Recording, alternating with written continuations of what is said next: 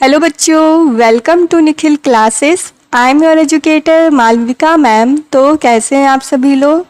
तो बच्चों, आज की क्लास होने वाली है हमारी क्लास 10th के बायोलॉजी के चैप्टर जेनेटिक्स के बारे में, जिसमें हम जानेंगे इसके सम बेसिक फंडामेंटल्स। तो चलिए क्लास को शुरू करते हैं। तो बच्चों, हमारा जो फर्स्ट टॉपिक है वो है जेनेटिक्स। तो जेनेटिक्स क्या होता है? जेनेटिक्स है एक स्टडी जिसमें स्टडी होता है ट्रांसमिशन ऑफ बॉडी फीचर्स, जो क्या होता है, बोथ होता है, सिमिलर भी होता है और डिफरेंट भी होता है। और ये बच्चों ट्रांसमिशन कहाँ से होता है? फ्रॉम पेरेंट्स टू ऑफस्प्रिंग, मतलब कि बच्चों में, पेरेंट्स से बच्चों में। और जो भी उससे रिलेटेड लॉज होते हैं, जो किससे रिलेटेड है? ट्रांसमिशन से, उन सबको हम क्या करते हैं? स्टडी करते हैं। तो जैसे बच्चों हम क्या होते हैं, अपने जो पेरेंट्स होते हैं उनसे मिलते जुलते होते हैं, एकदम सेम नहीं होते हैं।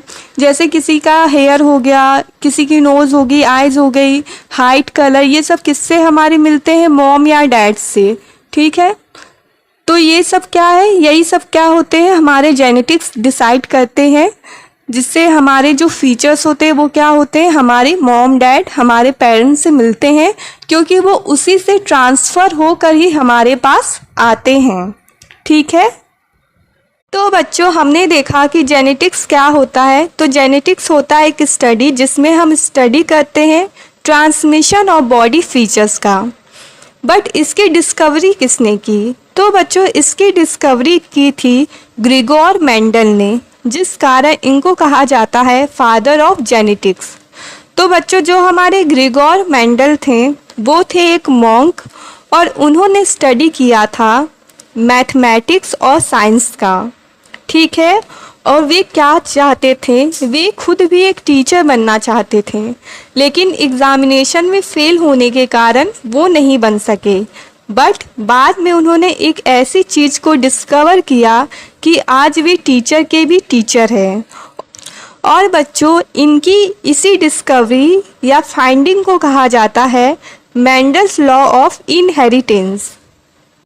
ठीक है, तो फादर ऑफ जेनेटिक्स कौन है? Grigor Mendel. और इनकी फाइंडिंग को क्या कहते हैं? Mendel's law of inheritance.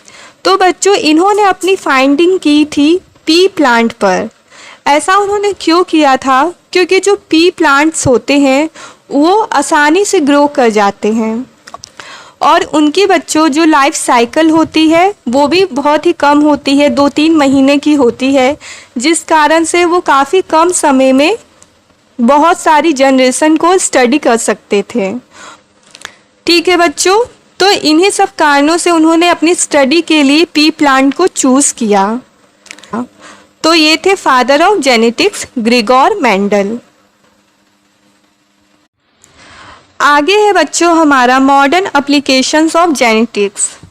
तो बच्चों आज के टाइम में जो हमारी साइंस है वो हर फील्ड में ग्रो कर रही है, और इसका जो इफ़ेक्ट है वो हमारे जेनेटिक्स पे भी पड़ा है।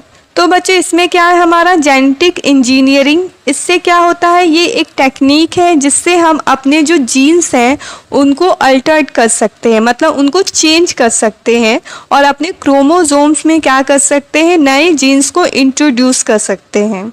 सोचिए साइंस इतना आगे बढ़ चुका है कि हम अपने जो जीन्स हैं उनको भी चेंज कर सकते हैं और न्यू जीन्स को अपने क्रोमोसोम्स में इंट्रोड्यूस कर सकते हैं।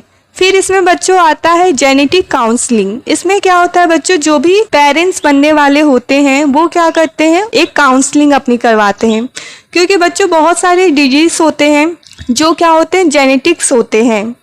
तो उसमें क्या करते हैं? वो काउंसलिंग के थ्रू जानते हैं कि उनको कोई ऐसी डिजीज़ तो नहीं है जो उनके बच्चे को क्या करे? अफेक्ट करे। जैसे बच्चों थैलीसीमिया हो गया या हीमोफीलिया हो गया, तो ये सब क्या होते हैं? ये सब जेनेटिक डिजीज़ होते हैं जो कि बहुत ही हार्मफुल होते हैं। तो काउंसलिंग के थ्रू क्या कर सकते हैं? आप इसके जो इफ़ेक्ट हैं उसको बहुत ही कम कर सकते हैं। नेक्स्ट है बच्चों हमारा हेरिडिटी। तो ये क्या होता है बच्चों? तो हेरिडिटी को हम डिफाइन करते हैं as transmission of genetically based characteristics from parents to offspring.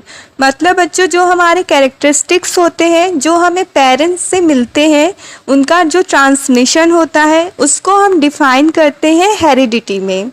जैसे बच्चों अगर कोई कैट है तो वो क्या प्रोड्यूस करेगी, कैट को प्रोड्यूस करेगी, किसी डॉग या किसी अदर एनिमल को प्रोड्यूस नहीं करेगी क्योंकि उसके कैरेक्टरिस्टिक्स ही ऐसे हैं। या कोई अगर सीड है, जैसे कि कोई मैंगो का सीड है तो उससे जो ट्री प्रोड्यूस होगा वो क्या होगा, मैंगो का ही ट्री प्रोड्यूस होगा। या बच्चों हम हैं ह्यूमन बींग्स, वो भी जब बर्थ देंगे तो किसको हम बर्थ देंगे, ह्यूमन को ही बर्थ देंगे। या बच्चों जो बैक्टीरिया होते हैं, जर्म्स होते हैं जो रोज ही क्या करते हैं, प्रोडक्शन करते हैं, वो भी क्या करते हैं, सेम टाइप के बैक्टीरिया और जर्म्स का प्रोडक्शन करते हैं, डिफरेंट टाइप्स के बैक्टीरिया या जर्म्स का प्रोडक्शन नहीं करेंगे। तो ये बच्चों ऐसा क्यों हो रहा है, क्यों सेम टाइप की चीज़ों का ही प्रोडक्शन होता है, क्योंकि जो हमारे कैरेक्टरिस्टिक्स होते हैं वो कहाँ से होते हैं, उनका ट्रांसफ़र होता है पेरेंट्स टू ऑफस्प्रिंग। तो इस ट्रांसमिशन के कारण ही जो प्रोडक्शन होता है वो सेम टाइप का होता है। तो यही बच्चों क्या है, यही है हमारी हेरिडिटी। आगे है बच्चों हमारा वेरिएशंस इन पॉपुलेशन। तो बच्चों हम क्या है, ह्यूमन बींग्स हैं और एज अ स्पेशीज हम शेयर करते हैं बहुत सारे कैरेक्टर्स जिससे हम आइडेंटिफाई होते हैं एज होमो सेपियंस। हमारे में क्या होता है बच्चों, बहुत से वेरियस टाइप के रेसेस और ट्राइब्स पाए जाते हैं जो अपनी फीचर्स के कारण क्या होते हैं, डिफरेंट होते हैं। इवन जो सेम रेस और ट्राइब के लोग भी हैं वो भी अपने फीचर्स के कारण क्या करते हैं, अलग दिखते हैं इन पॉपुलेशन। एक फैमिली के भी बच्चों जो मेंबर्स होते हैं, जो लोग होते हैं वो भी क्या होते हैं, एक दूसरे से अलग अलग ही होते हैं। यही जो बच्चों फीचर्स होते हैं इसी से हमारी पॉपुलेशन में क्या आता है, वेरिएशंस आते हैं। जैसे बच्चों किसी का हेयर शेप देख लीजिए, किसी के हेयर कैसे होते हैं, कर्ली बहुत होते हैं तो किसी के एकदम स्ट्रेट होते हैं। किसी की आईब्रोज क्या होती हैं, बहुत ही हैवी होती हैं, किसी की एकदम थिन होती हैं। किसी का आइज़ का कलर देख लीजिए, किसी का ब्राउन होता है तो किसी का बच्चों ब्लू होता है, किसी का ब्लैक होता है। किसी की हेयर ग्रोथ क्या होती है, बहुत ज़्यादा होती है, किसी की कम होती है।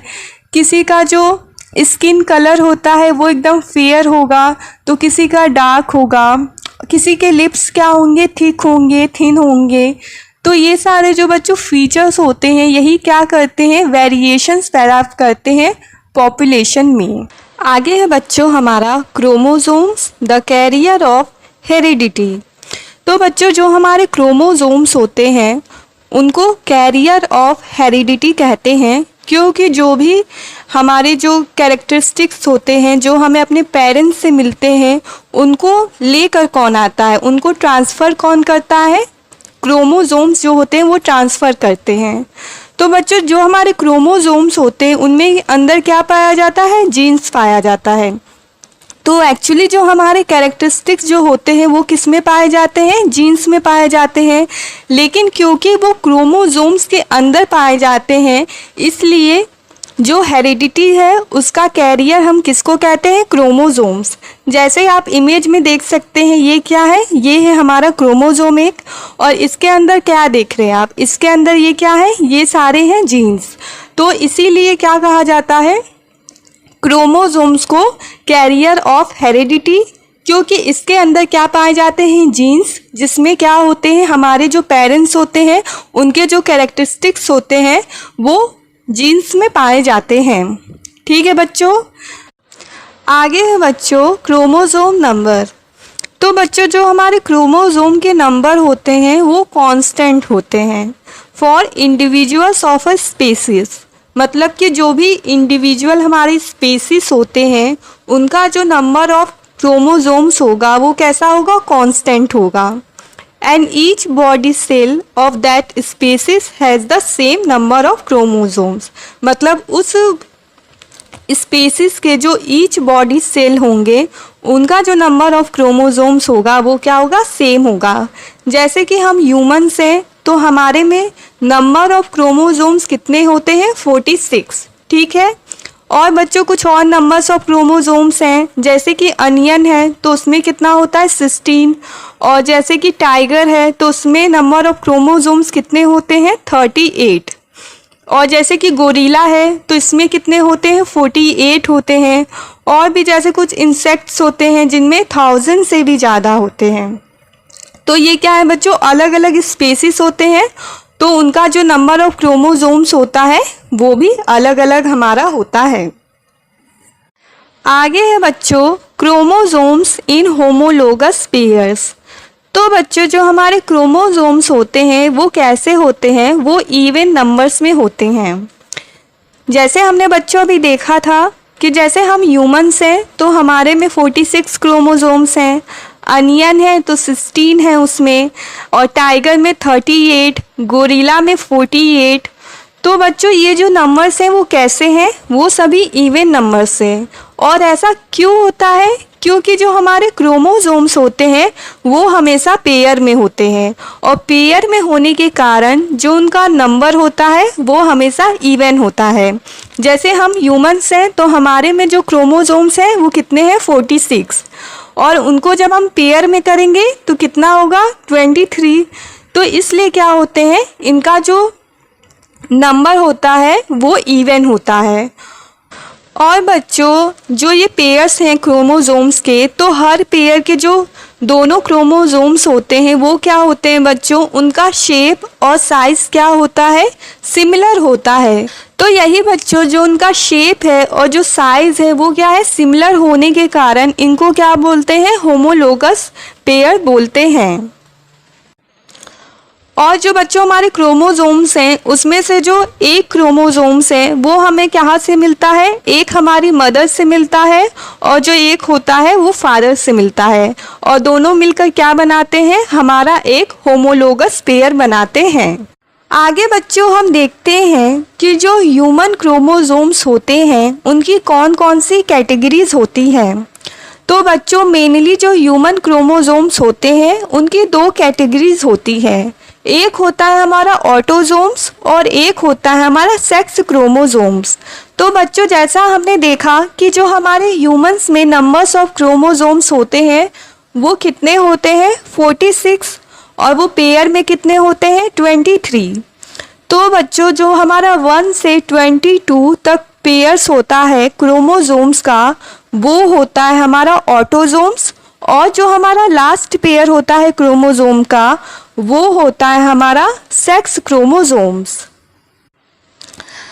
तो बच्चों जैसा आप इमेज में देख सकते हैं कि ये जो हमारे क्रोमोसोम्स के पेयर है 1 से लेकर 22 तक, वो क्या है साइज और शेप में क्या है एक दूसरे से क्या है बहुत ही सिमिलर है।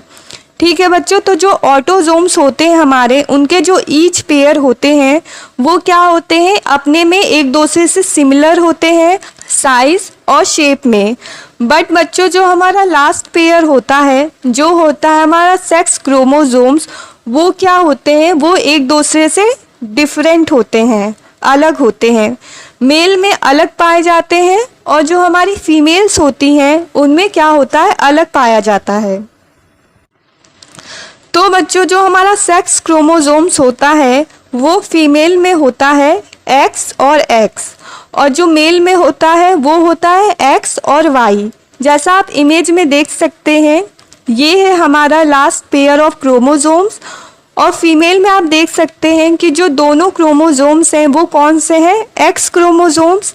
बट जो मेल में है उसमें आप देख सकते हैं कि एक क्रोमोसोम है हमारा X, और जो दूसरा क्रोमोसोम है हमारा वो है बच्चों Y क्रोमोसोम। और बच्चों जो हमारा Y क्रोमोसोम होता है वो X क्रोमोसोम से छोटा होता है। ठीक है, तो ये क्या है बच्चों, ये है हमारी क्रोमोसोम की कैटेगरी जिसमें हमारा क्या है ऑटोसोम और सेक्स क्रोमोसोम्स। अब बच्चों हम देखते हैं कि ये जो हमारे ऑटोसोम्स है और जो सेक्स क्रोमोसोम है वो क्या डिटरमाइन करते हैं। तो बच्चों जो हमारे ऑटोसोम्स होते हैं वो डिटरमाइन करते हैं हमारे जनरल बॉडी फीचर्स को, जैसे कि हमारा कॉम्प्लेक्शन क्या होगा, हमारी हाइट क्या होगी, हमारे जो हेयर का शेप है वो कैसा होगा, हमारी आइज़ का कलर कैसा होगा, हमारी नोज़, लिप्स, ये सब बच्चों कौन डिटरमाइन करता है? ये सब डिटरमाइन करते हैं हमारे ऑटोजोम्स, यानी कि जो हमारे 1 से 22 पेयर्स होते हैं क्रोमोसोम्स के, वो डिटरमाइन करेंगे हमारे बॉडी फीचर्स को। ठीक है, बट बच्चों जो सेक्स क्रोमोसोम्स होते हैं वो क्या डिटरमाइन करते हैं? वो हमारे जेंडर को डिटरमाइन करते हैं कि मेल होगा या फिर फीमेल होगा। ठीक है, तो ऑटोसोम्स क्या करते हैं? ये करते हैं डिटरमाइन हमारे जनरल बॉडी फीचर्स को, और सेक्स क्रोमोसोम्स क्या डिटरमाइन करेंगे? हमारे जेंडर को। ठीक है बच्चों, तो हमने बच्चों देखा कि जो क्रोमोसोम्स होते हैं वो क्या होते हैं? वो कैरियर ऑफ हेरिडिटी होते हैं, क्योंकि जो हमारे क्रोमोसोम्स होते हैं उन्हीं के अंदर क्या पाए जाते हैं? जीन्स, जिसमें क्या होते हैं? हमारे पेरेंट्स के कैरेक्टरिस्टिक्स होते हैं, और इनके नंबर्स के बारे में हमने देखा। और ये क्या होते हैं? होमोलोगस पेयर्स में होते हैं, और इनकी कैटेगरीज कितनी होती हैं? 2 होती हैं। एक होते हैं ऑटोसोम्स, एक होता है बच्चों हमारा सेक्स क्रोमोसोम्स। ऑटोसोम्स होते हैं वो डिटरमाइन करते हैं हमारे बॉडी फीचर्स को, और जो हमारा सेक्स क्रोमोसोम्स होगा वो डिटरमाइन करेगा हमारे जेंडर को।